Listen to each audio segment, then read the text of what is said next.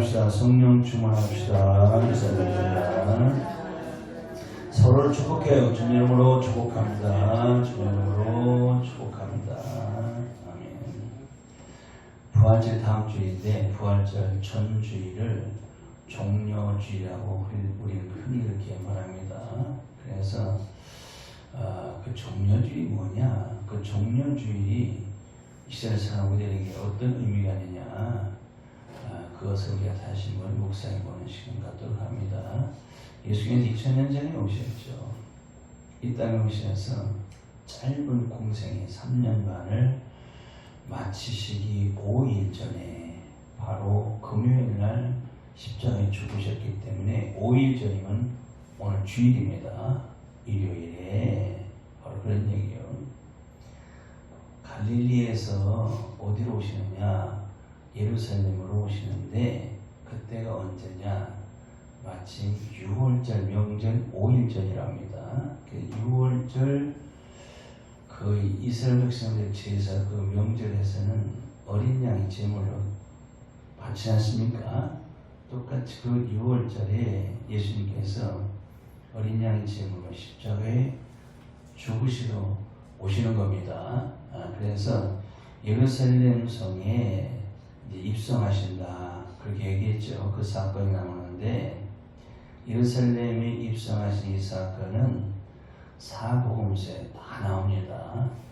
왜 사복음서에 다 나오는 것은 그만큼 중요하기 때문에 다 나오는 겁니다. 그래서 이 사건이 마태복음 21장에서 나오고 마가복음 11장에서 나오고 누가복음 19장에 나오고 오늘 요한복음 12장에서 이제 나오게 되는데 오늘은 요한복음에 기록된 예수님 예루살렘 입성에 대한 말씀을 우리가 묵상해 보도록 합니다. 아까 말씀드렸듯이 그때가 이제 유대인들의 최대 명절이 바로 6월절입니다. 이 명절을 지키기 위해서 하나님께 제사 드리기 위해서 전국 각지에서 아니면 해외에서 다 어디로 모이느냐? 예루살렘으로 다 모이게 됩니다. 그래서 엄청나게 많은 인파들이 많이 모이게 되는데 그동안 예수님께서 갈릴리 가버나움을 주 사역지로 해서 거기서 사역을 하시다가 예루살렘으로 오시는데 예루살렘에서 갈릴리까지 거리가 직선 거리는 130km, 그냥 보통 150km라고 하니까 보통 한 400km 정도가 되지 않습니까? 400리가 되지 않습니까? 거기서 갈릴리에서 예루살렘 오실 때 예수님께서 걸어오시죠. 걸어서 오면은 보통 한 4일이 걸려요. 걸어서 오셔가지고 그 전에 어디에서 묵으셨다고 했어요? 바로 비단에 있는 나사렛 집에 이제 하룻밤을 주무시는데 그때 어떤 사건이 있었습니까? 마리아, 나사렛의 마리아가 옥합을 깨뜨려서 예수님 머리에 붓는 옥합 깨뜨린 사건이 있었죠.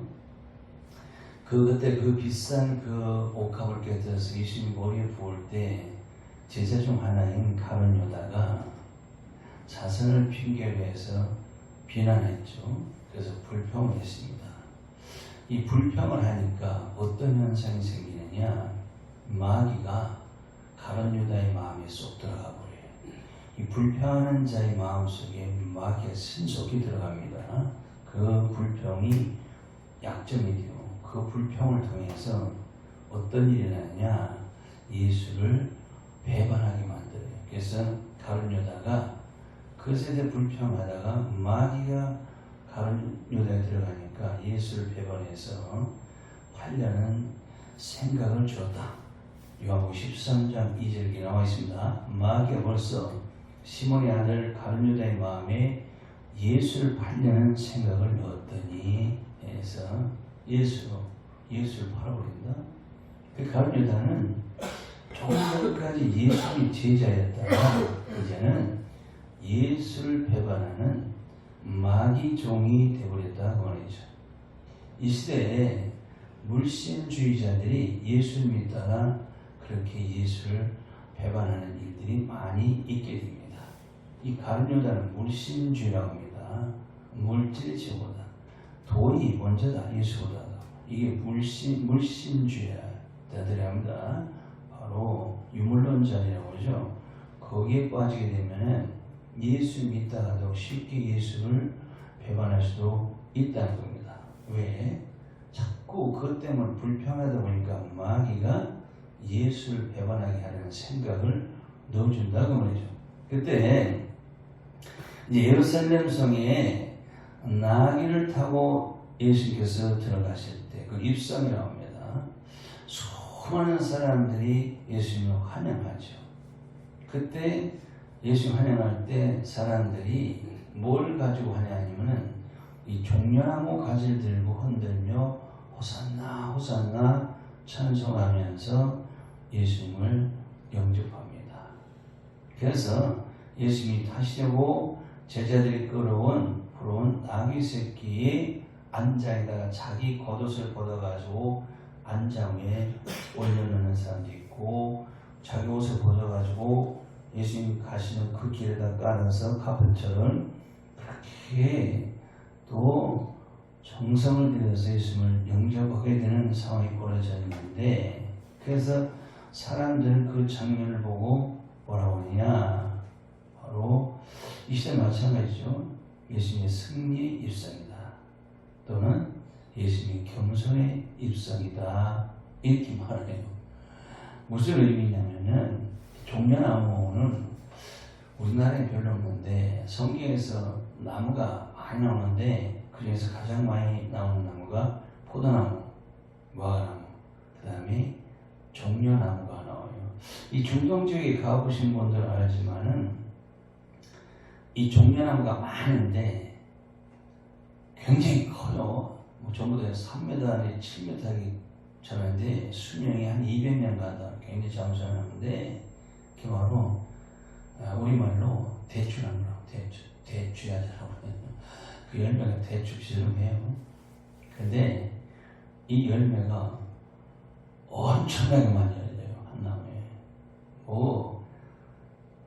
그 보통 많이 열리면 100kg 정도는 쏟아낸다대요. 굉장히 많이 열립니다. 이것이 이 중동 사람들에게는 양식이 됩니다. 참 하나님 축복이죠. 그게 굉장히 달아요, 그게.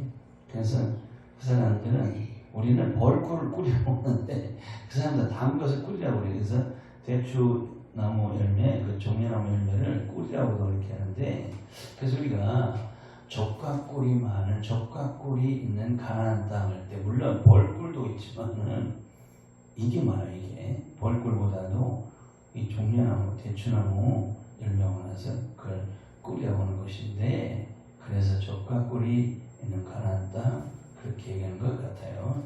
사실 적과꿀이 뭐냐면은 하나님의 말씀과 하나님의 은혜를 상징하는 것이죠. 사실상 적과꿀이 많은 땅은 뉴질랜드나 호주 같은 데가 더 많다는 거예요. 양떼가 많고 그러니까.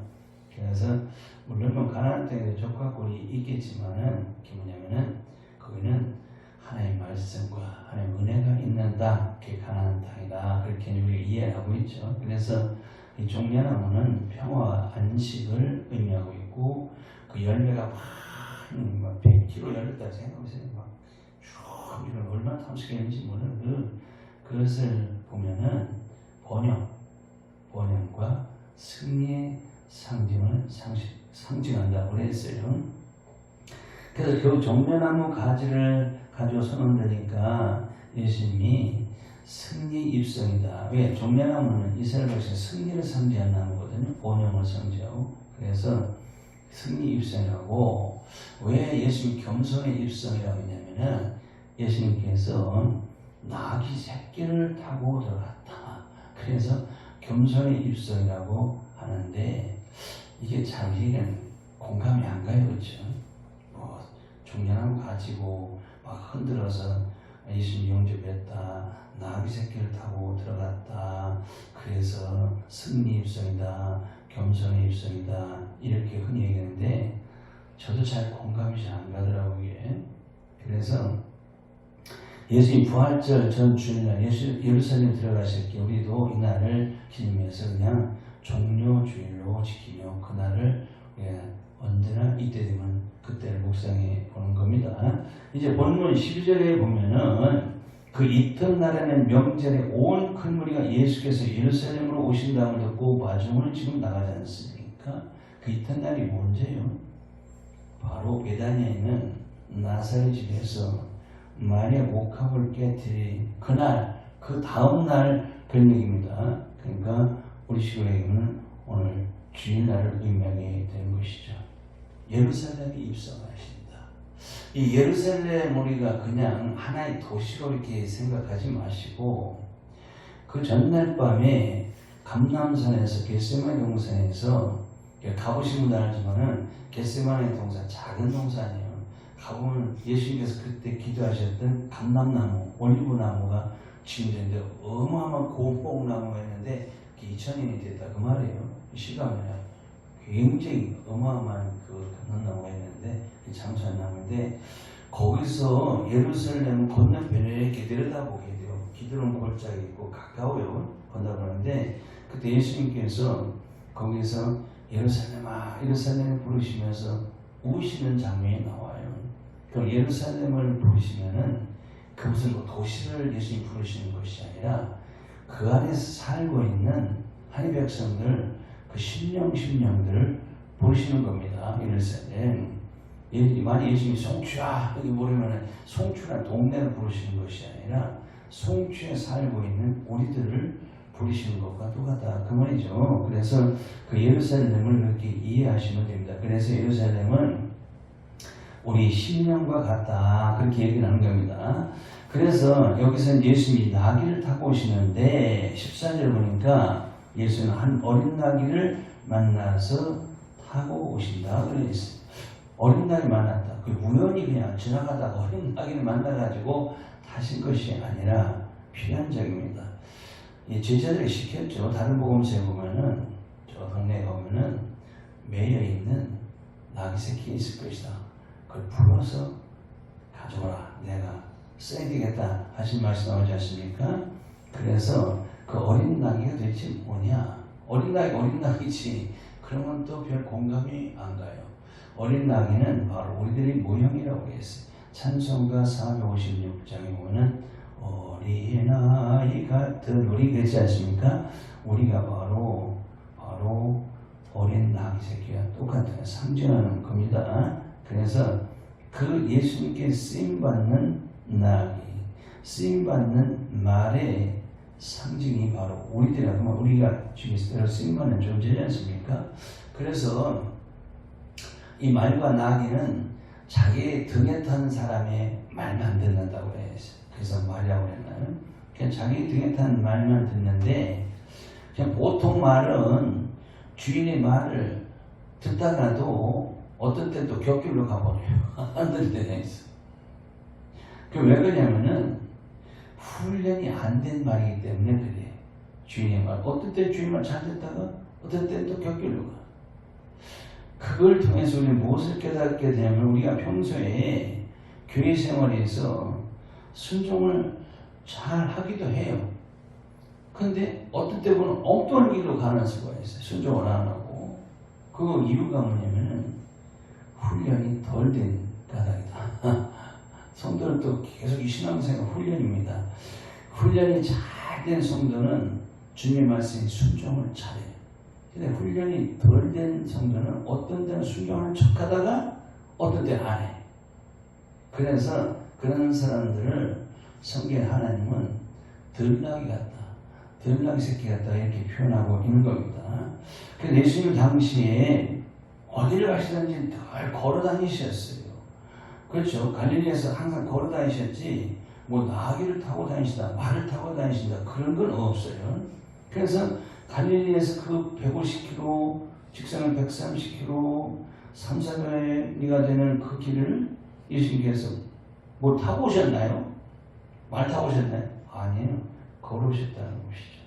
그런데 감람산에서 예루살렘 건너다 보면 한 20, 30분이면 갈 수 있는 걸어서 갈 수 있는 그 길을 왜 나귀를 타고 가셨냐 그 말이에요.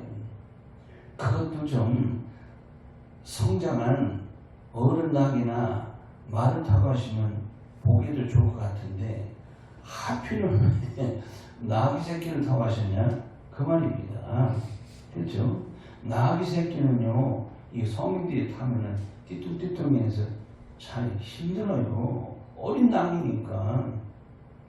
그건 아이들이 타고 장난할 때 타는 것이지 어른이 타는 나귀가 아닌데 왜 하필이면은 그런 어린 나귀를 타고 가셨냐 그 말이에요. 사람들 볼 때 얼마나 민망스럽겠습니까?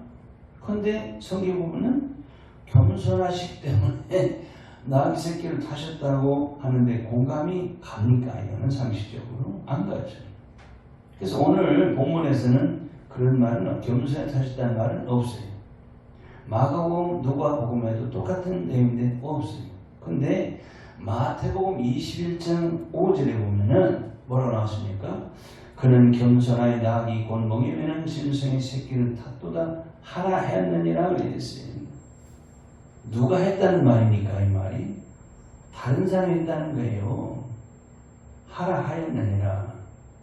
이렇게 될 일을 예수님 오시기 500년 전에 스가랴 선지자 있지 않습니까? 성경 스가랴에서 스가랴 선지를 통해서 주셨는데 그래서 스가랴서 9장 9절을 보시면 그는 공의로우며 구원을 베풀며 겸손해서 나귀를 타나니 나귀 작은 것 곧 나귀 새끼라서 겸손한 말이 나오지 않습니까?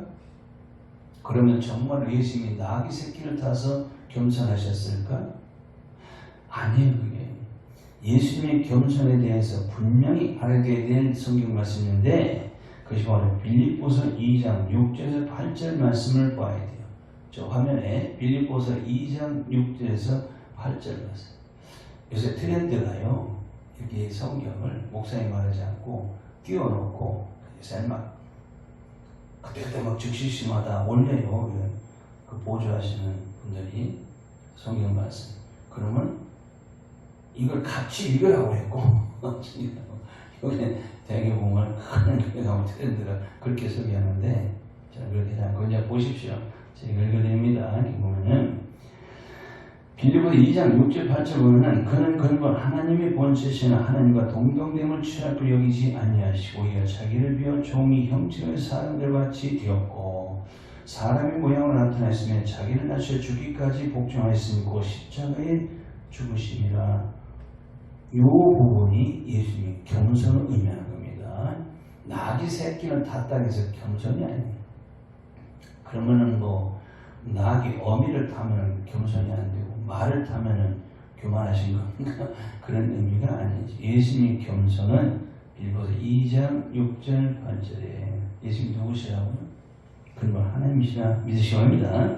그런데 하나님과 동등됨을 취함을 여기지 아니하시고 자기는 이 생 오실 때 종의 형체가 저 우리 사람들과 똑같이 오셨다 그 말이에요. 그래서 오셨어도 자기를 높이신 일이 없어요. 자기를 낮추시고 하나님께 죽기까지 복종하시고 십자가에 죽으신 것이 예수님 비하 가장 낮아지신 것이 바로 예수님의 겸손이라 그 말이죠. 하나님이신 예수님이 이 낮고 낮은 땅에 그 하늘 영광 보좌를 버리시고 이 죄 많은 인간 세상에 사람의 몸을 입으시고 오실 수가 있을까 봐요. 근데 오셨다 그 말이에요. 근데 더 겸손한 것이 뭐냐? 이 땅에서 십자가에 돌아가시고 부활승천하시고 다시 또 성령을 보내셔가지고 제약된 우리 심령 속에 들어오시는 것이 최고의 겸손이다. 믿으시기 바랍니다. 그게 바로 겸손이에요. 근데 뭐 나귀 새끼를 탔다고 해서 겸손하신 겸손의 일성이다. 이렇게 하면 아무리 말을 강조해도 우리는 되게 겸손한 거냐. 공감이 안 가지 않습니까? 근본 하나님이신 예수님이 이 낮고 낮은 땅에 이 제약된 세상에 오셔가지고 우리가 누굽니까? 이사야 41장 14절에 보면 우리를 지렁이로 표현하고 있어요. 지렁이. 너 지렁이 같은 여호와 우리를 부르신 거. 우리가 그렇게 원래만도 못한 우리 천한 인간인데 우리 속에 하나님이신 예수님이 내 안에 오신다는 것은 최고의 겸손이라는 것을 우리가 꼭 마음에 새기셔야 돼요. 그래서 당 예수님이 예루살렘 들어오실 때 많은 사람 환영하고 인정하고 모셔야 되는데 당시에도 그렇게 환영하고 모시는 사람들이 있는가 하면은 멀찌감치서 구경꾼처럼 모시지 않는 사람도 있었더라 그 말이에요. 이 사람 마찬가지죠. 똑같아요. 그러나 모시는 자들은 반드시 13절과 같은 이런 고백이 나와야 돼요. 우리가 그렇죠. 13절. 종려나무를 가지고 호산나 호산나 하는데 이 호산나라는 뜻은 구원하소서 이런 의미라고 그랬죠.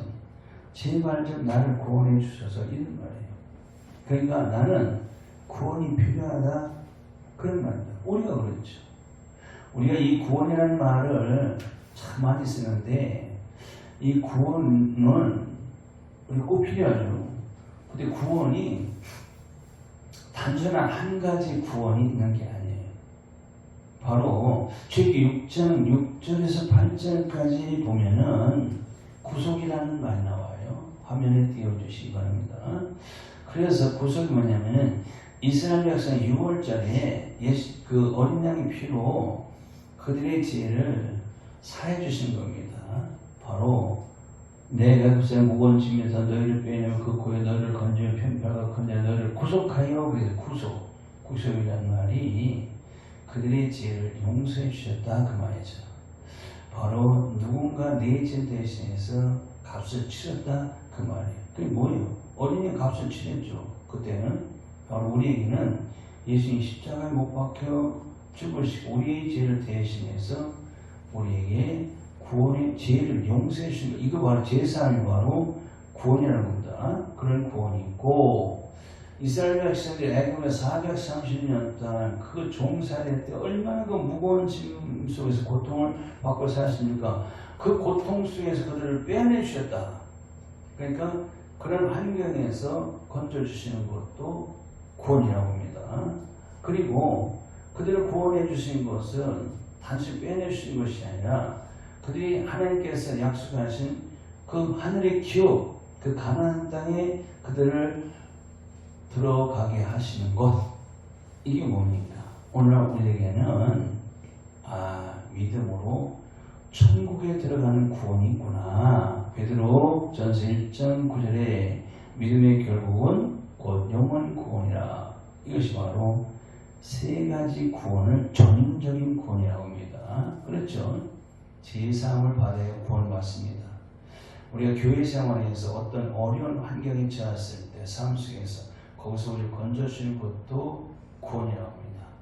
결국 우리가 믿는 것은 결국에 천국에 들어간 이 구원, 이거 전체를 전인적인 구원인데 지금 예루살렘 입성하실 때 당시의 백성들이 호산나 호산나 우리를 구원하소서 하는 이 구원은 어떤 구원을 지금 바라고 있습니까?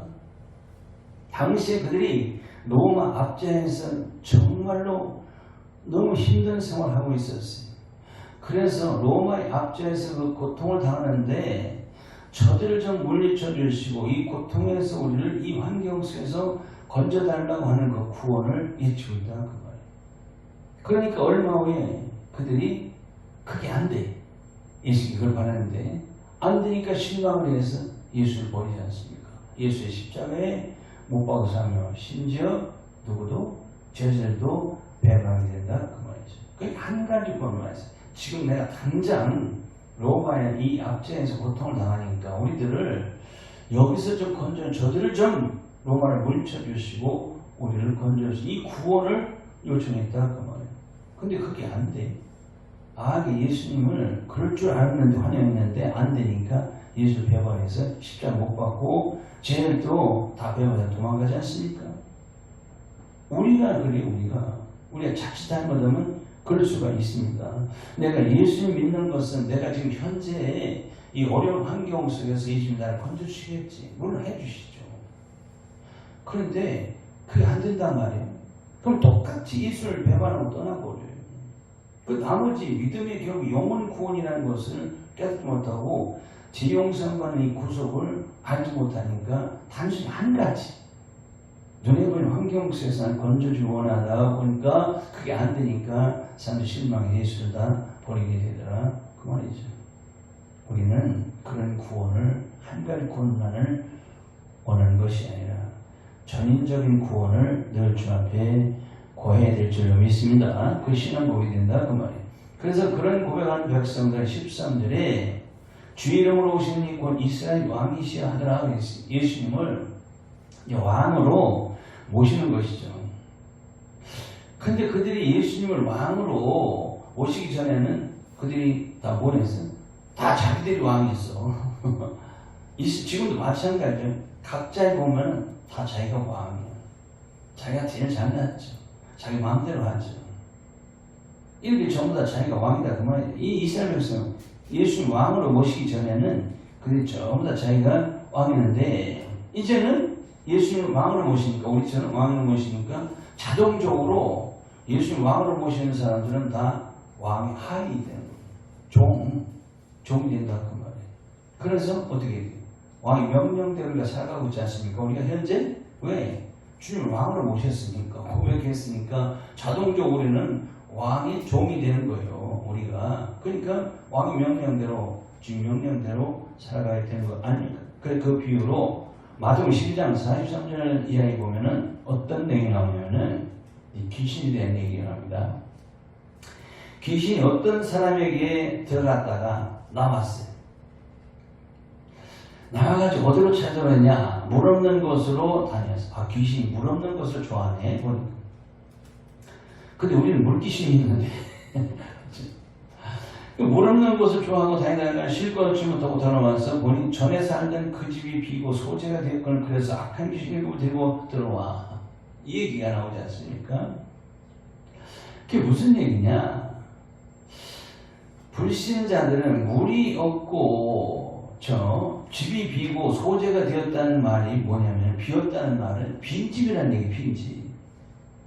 빈집은 뭐예요? 주인이 없는 곳을 빈집이라고 그러죠. 저 시골 가면 요새 빈집이 많아요. 아주 의심스럽고 사람들이 아이고 저 빈집은 귀신도 도깨비들이 사는 것 같아. 근데 그런 빈집들은 되게 누가 찾아내냐? 그냥 불량한 사람들이 노숙자들 가서 이용하고 그러죠. 그런 집인데 주인이 없다는 얘기인데 그래서 이 귀신들 어디를 좋아하냐? 주인이 없는 빈집 같은 불신자들의 심령을 들락달락하기를 참 좋아한다 그 말이에요. 왜? 불신자들의 심령은 주인이 없어요.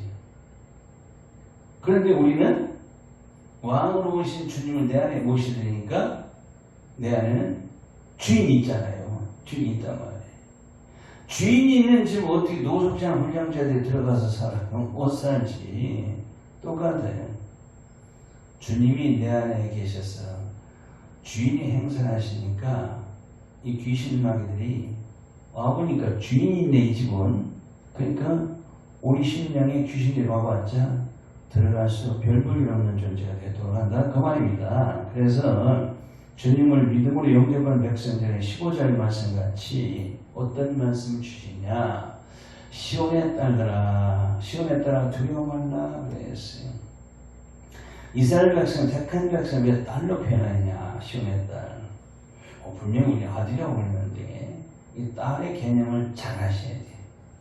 전 딸이 없어가지고 아쉬운데 딸 가진 부모를 보면 난 참 부러워. 그렇죠? 이 딸은 아버지 사랑을 독차지하는 존재가 딸이에요. 그 딸은 연약해가지고 늘 아버지 보호를 받아야 돼. 그렇죠? 그런 존재가 바로 딸이에요. 사랑스러운 존재. 이스라엘 백성들은 예수께서 보실 때 너무 사랑스러워. 우리 성도들도 마찬가지죠. 주님이 보실 때는 너무 사랑스러운 존재이기 때문에 딸로 이렇게 표현하는 겁니다. 15절에 보니까 너희 왕이 나귀 새끼를 타고 오신다 함과 같더라 그랬지 않습니까? 같더라. 이 말은 누가 했다고요? 그러니까 스가랴서 9장 9절에 스가랴 선지자가 하신 말씀인데 그냥 너희 왕이라고 그랬어요. 너희 왕이 나귀를 타고 오실 것이다. 대신 오시고 500년 전에 있단 말이에요. 그러니까 그때 스가랴 선지자가 500년 후에 너희 왕 대신 예수께서 나귀 새끼를 타고 너희가 오실 것이다 했으면 간단한데 밑도 끝도 없이 그냥 너희 왕이 나귀 새끼를 타고 오시다 보니까 이스라엘 백성들은 제일 또 언젠가는 멋진 왕이 오와가지고 로마를 쳐부시고 우리를 이 로마의 압제에서 우리를 건져줄 것이다. 이렇게 기대하고 있다. 그 말이에요. 그러니까 예수님은 살짝 감춰버렸어. 그러니까 500년이 흐르는 동안 언젠가는 멋진 왕이 나타나겠지, 메시아가 오겠지 기다리고 있던 이스라엘 백성들이 있어요. 그래서 그 스가랴가 예언한 그 왕이 예수님이신데 2000년 전에 오셨는데 사람들은 예수가 그 스가랴가 선지자는 그 만왕의 왕 대신 예수를 그 왕으로 알지 못했다고 말이에요. 저희도 몰랐어요. 이 말씀이 이 시대에 성령 시대에 예수께서 만왕의 왕으로 믿는 성도의 심령 속에 말씀을 오실 것을 상징하기 때문에 그들은 몰라요. 16절에서 마지막에 제자들이 처음에 이걸 몰랐다고 했지 않습니까? 제자들은 누굽니까? 예수님과 함께 다녔어요. 함께 동고동락했어요. 늘 말씀을 들었어요. 예수님이 예루살렘 입성 때도 나귀 새끼를 타고 들어가실 때도 함께 따라갔어.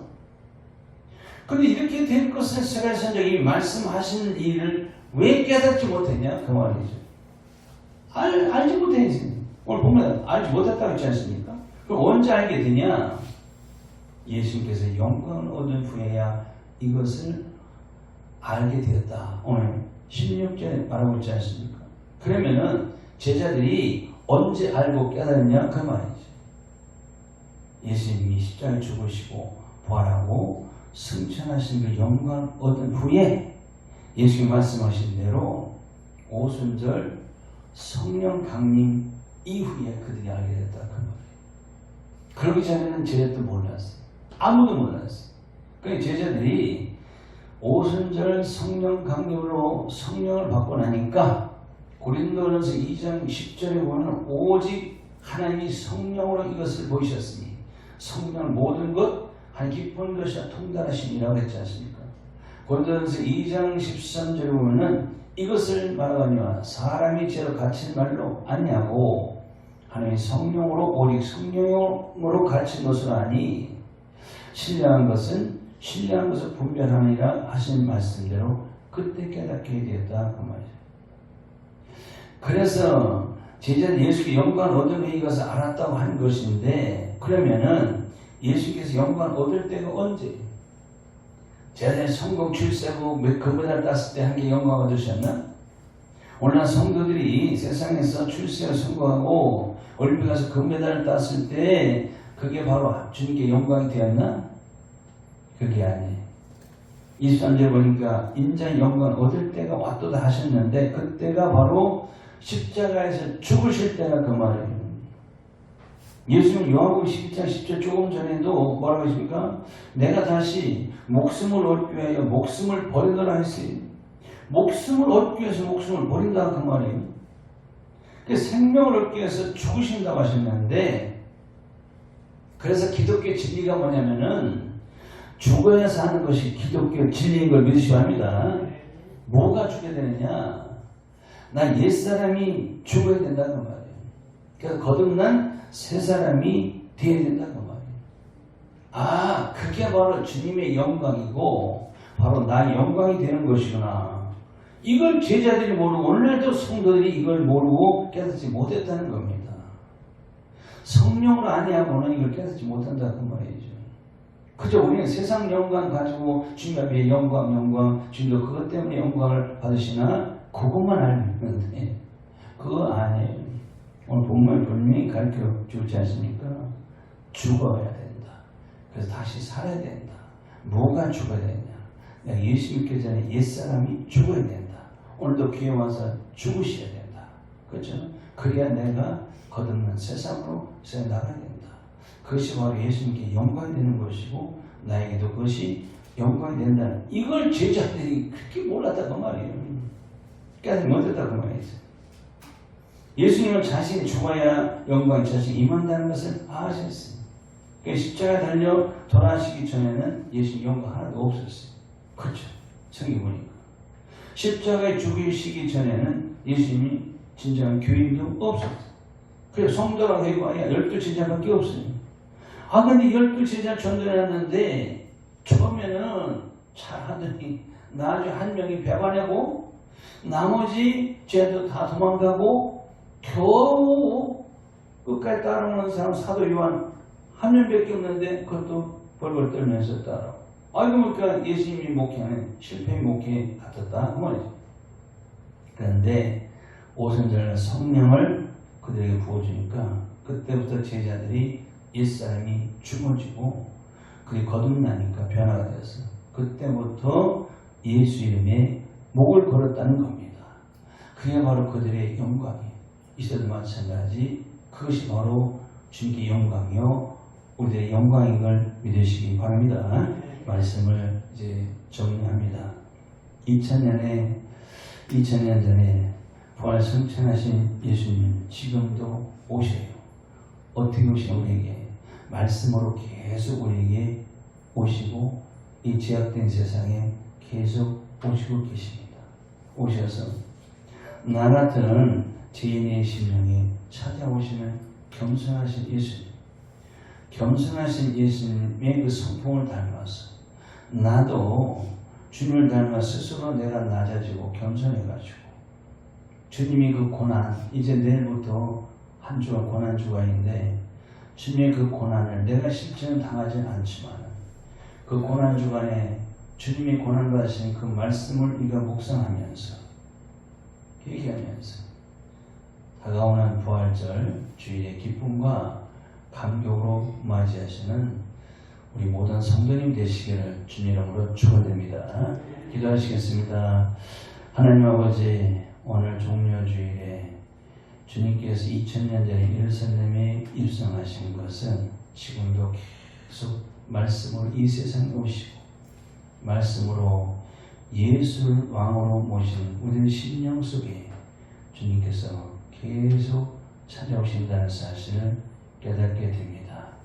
주님의 겸손하신 것을 본받아서 우리도 겸손해서 주님 내 안에 모시고 살아가다가 다음 주일날 부활절날 그 기쁨과 감격으로 부활절을 맞이하는 성도들이 되게 하여 주옵소서. 예수 이름으로 기도합니다. 아멘. 우리